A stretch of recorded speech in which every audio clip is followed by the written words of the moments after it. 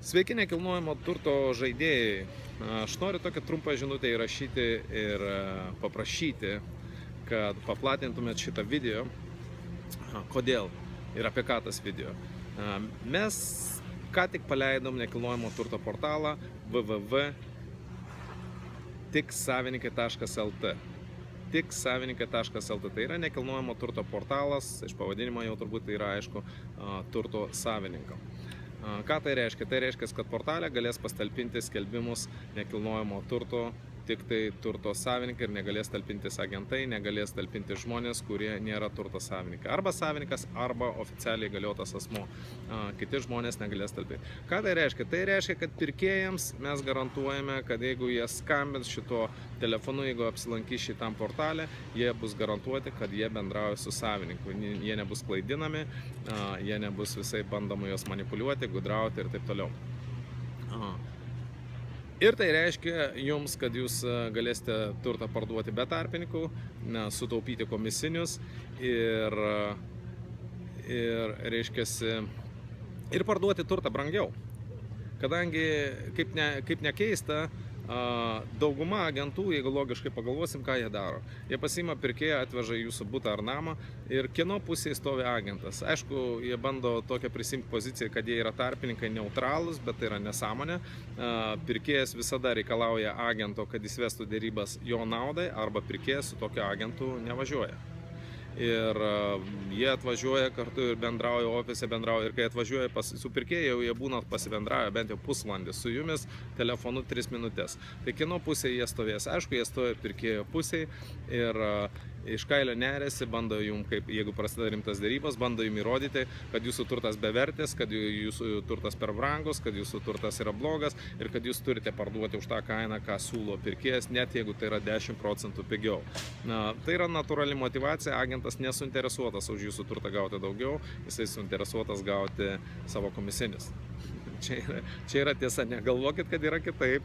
Aš 22 metai dirbu su nekilnojamu turtu, dauguma agentų daro būtent šitą. Ne visi, gal 1% yra, kur daro kitaip, bet dauguma agentų, reiškiasi, daro būtent šitaip. Tai vat, ką aš norėčiau, kad jūs padarytumėt perklausę šitą video. Paimkite tą tiksavininkai.lt nuorodą. Visų pirma, jeigu parduoda turtą, būtinai įsidėkit kuo greičiau. Dabar yra akcija, mes talpinam nemokamai. Patalpinkite, reiškia, kuo greičiau savo video, nes investuojama daug yra į reklamą ir jūs tikrai pritrauksite daug pirkėjų dėmesį. Po to, bent jau kol pardavinėjat savo objektą, įdėkit tą nuorodą, kurią sugeneruoja, reiškia, tinklapis, įdėkite tą nuorodą į savo profilus, į elektroninį paštą, jeigu kažkam tai siūsti, rašysi, dėl visko nusiųsti, sakyk, mažakas, gal ir butas mano tiks kažkam tai, ar ne.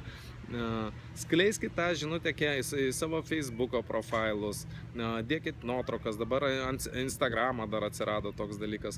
Žodžiu, platinkit šitą žinią, pasišėrinkit, pridėkit mus prie Facebooko, tiksavininkai.lt, pridėkit prie draugų ir pasišėrinkit arba platinkit, lietuviškai būtų, su kiek įmanoma didesniu ratu. Mano tikslas yra sukurti skaidrę bendruomenę.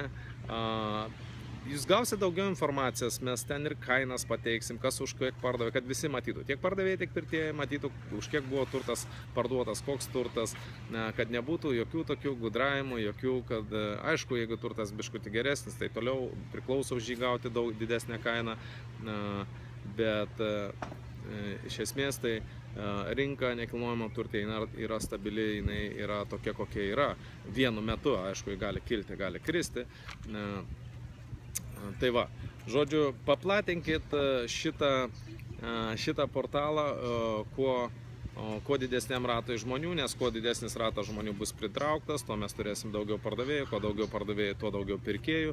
Ir įdomus dalykas, tai turbūt gal ir nustepsit, bet kai paaiškinsit, tai suprasit, kad taip ir yra.